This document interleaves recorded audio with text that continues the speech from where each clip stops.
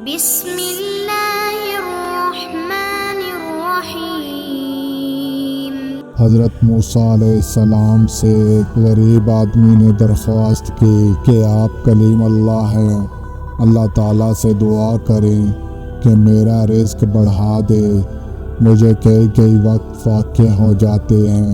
حضرت موسیٰ علیہ السلام نے بارگاہ خداوندی میں اس کی درخواست پیش کی تو بتایا گیا کہ اس آدمی کی قسمت میں قلیل روزی ہے، اس لیے ہمارے ہاں تھوڑا تھوڑا کر کے اسے روز دے دیا جاتا ہے تاکہ آخر تک ملتا رہے۔ اس شخص کو جب یہ بات معلوم ہوئی تو اس نے درخواست کی کہ آپ اللہ تعالیٰ سے سفارش کر کے میری قسمت کا سارا رزق مجھے ایک ہی بار دلوا دیں۔ اللہ تعالیٰ نے حضرت موسیٰ علیہ السلام کی دعا قبول کی اور اس غریب شخص کو تمام زندگی کا رزق ایک ہی بار مل گیا۔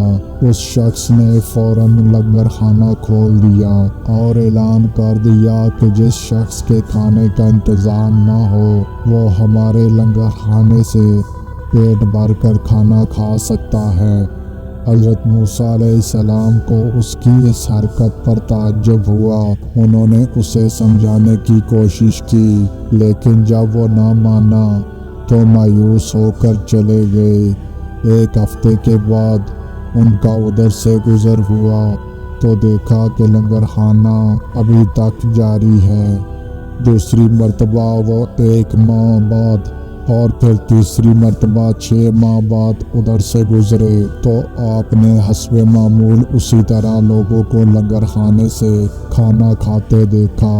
ان کا خیال تھا کہ اس غریب آدمی کی دریا دلی کی بدولت سارا رزق چند روز میں ختم ہو جائے گا، مگر لنگر خانہ ابھی تک مسلسل جاری تھا۔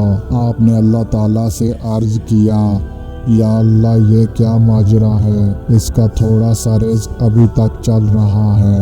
جواب آیا، بے شک اس کی قسمت میں تھوڑا سا ہی رزق تھا جو اب تک ختم ہو جانا چاہیے تھا، لیکن ہمارا قانون ہے کہ جو شخص ہماری راہ میں کچھ خرچ کرتا ہے تو ہم اس کا 10 گنا اس کو دنیا میں اور 90 گنا آخرت میں دیتے ہیں۔ یہ شخص بھی اس قانون کے دائرے سے باہر نہیں، جتنا یہ ہماری راہ میں خرچ کرتا ہے اس کا 10 گنا ہم اسے دنیا میں ہی دیتے ہیں۔ اس میں تعجب کی کیا بات ہے؟